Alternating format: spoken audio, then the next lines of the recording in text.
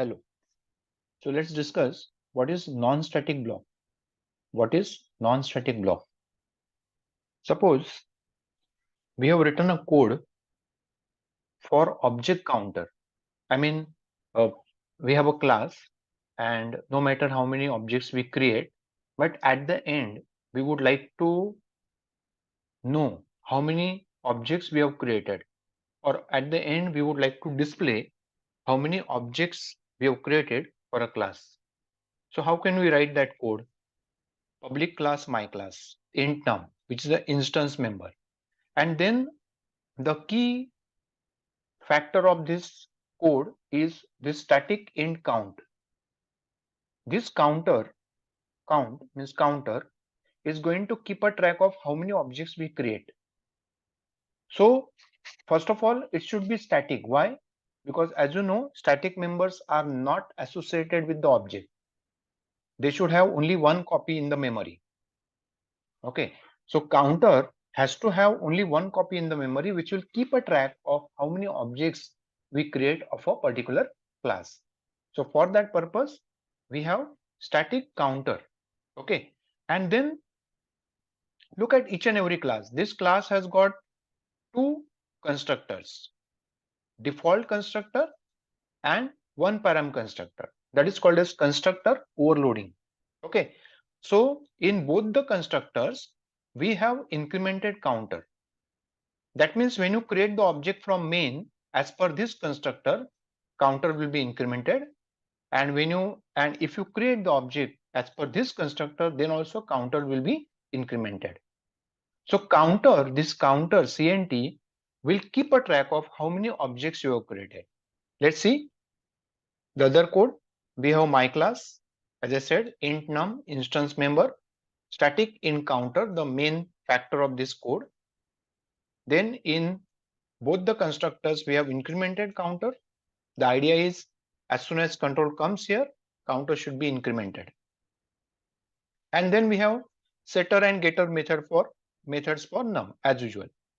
And then since this counter is static, in order to access the static member, we have public static int get count, getter method for that counter. And that is going to return count. So let's see how does it work. My class M1 is equal to new my class. You know, control goes to default constructor. And before this line gets executed, what happens? Since this is a static member, it is allocated memory in the beginning itself. And the value for that counter is 0. Value for that counter is 0. Now when you create the object, control goes to constructor, CNT++, CNT becomes 1. Then you create another object by passing 200. So this time parameterized constructor will be called. And now here also you have incremented counter. So counter becomes 2 now. Counter becomes 2. Then you call setter methods, getter methods, and you are checking here my class dot get count. So what will be the display? What will be the output here? 2. Because by that time counter has been incremented twice.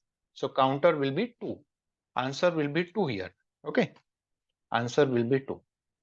You are creating one more object by passing 300.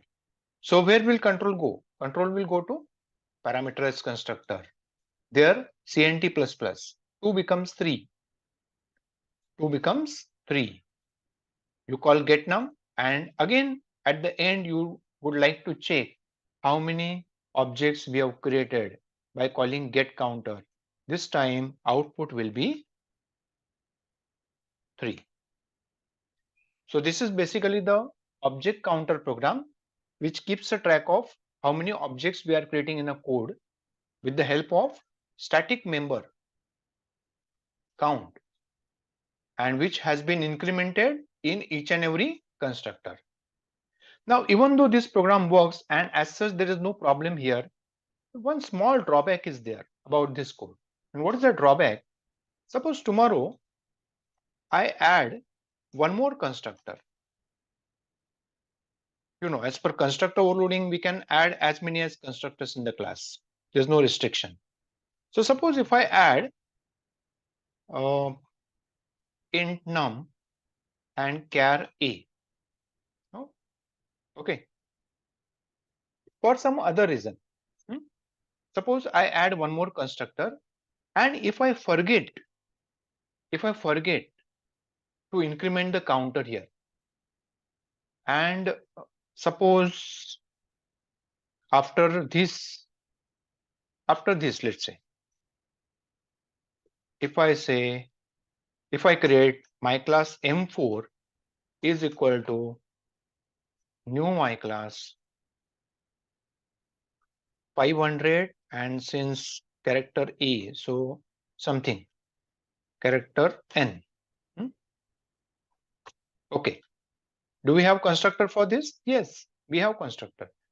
But in that constructor, we haven't incremented counter. We forgot. So what is going to happen now? Just count how many objects we have created. 1, 2. So here output should be 2. Then 3, 4. And now let's see what is the output we get here. Last output. So let's run the application and look at that. The first get counter, this one, my class.get count, produce 2. And the last get count produce only 3, whereas we have created objects 4. 4 objects we have created, but my class.get count gives us wrong result. Why it happened? It happened because we forgot to increment the counter here. This is a drawback of incrementing counter in each and every constructor for the object counter program. Okay, it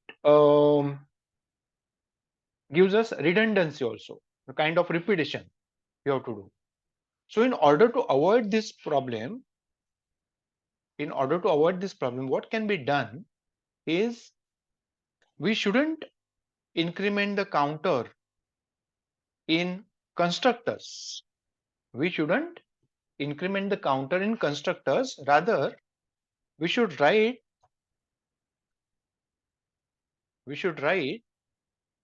sorry, this block. Now, what is this block? This block looks like a static block. But wait, how static block looks? Static block has got static keyword, and here there is no static keyword. We can't see static keyword here for this block. So this is not a static block. Rather, this is a non-static block. Now, what is the concept of non-static block? Non-static block is the one which gets executed every time you create the object.